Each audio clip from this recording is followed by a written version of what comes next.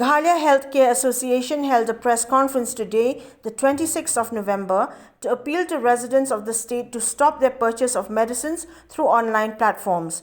Those present were Vice President of the MHCA David Kharsati, General Secretary of the MHCA Varun Chakrabarti, and pharmaceutical supplier Lomlang Lingdor. It may be mentioned that Section 65(9)(a) under the Drugs and Cosmetics Act clearly defines the conditions of license that substances in 3 Schedule H and H1 or Schedule X shall not be sold by retail except on and in accordance with the prescription of a registered medical practitioner, and in the case of Schedule X drugs, the prescription shall be in duplicate, one copy of which shall be retained by the licensee for a period of 2 years.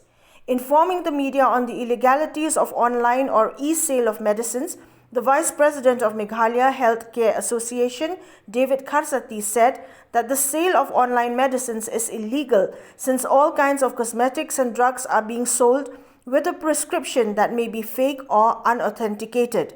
He appealed to all consumers to immediately stop online orders of medicines, as this will not only harm individuals but will also cost the livelihood and employment of many offline pharmacists, staff and pharmaceutical suppliers across the state.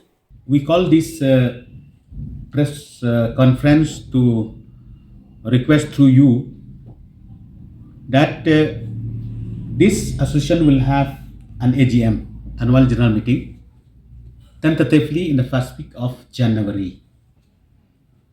So before that, we have the system to have enrollment drive. That is, those who are old, they renew. Those who are fresh, they have to enroll. And then it is really the need of the hour also that this medicine business, has to be strengthened. We have a threat, all India level, me and Barun and some of our office bearer from the state, we used to attend many meetings in different parts of India.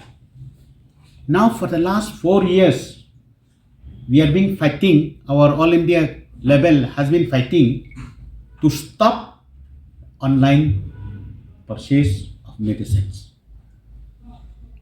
Now, Tata 1mg, Flipkart, they want to enter India forcefully by adopting a global business transaction. But our association has got 9.4 lakhs members all over India. But in India, we cannot allow this type of practice to go freely like other countries. Under the Act, Drugs and Cosmetic Act 1945-1948, drugs cannot be dispensed beyond the jurisdictions of the license given by the authority.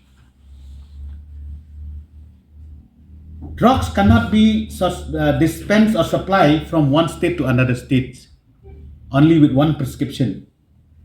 So, because of this, we want that our state association also has to be vibrant and strong. To get the support of our national level, we from the state, we have to be very strong. And then you know better here, when we talk about association, people, they don't want to participate anymore. Because that association is only an association. So many associations are namesake. But this association has got a very strong force to control the trade relation between the company and wholesale, and then wholesale to the retail.